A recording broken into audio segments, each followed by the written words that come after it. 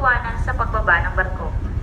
Sa mga nagnanais ng anumang tulong, huwag pong mag-atubiling lumapit sa aming mga crew at tripulante na nakatalaga sa inyong akomodasyon na handang tumulong sa inyo. Hangad namin ang maayos at ligtas na paglalakbay patungo sa inyong destinasyon at ikinagagalak naming mapaglingkuran kayo. Maraming salamat po sa pagtangkilik sa To Go Travel at umaasa kami sa ating muling pagkikita. Maraming salamat.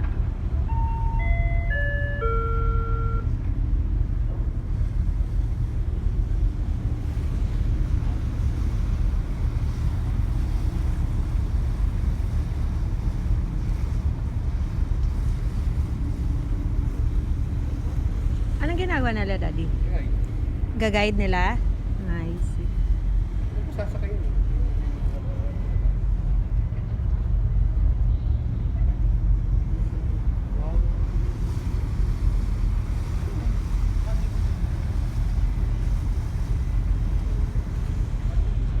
Cebu City, welcome.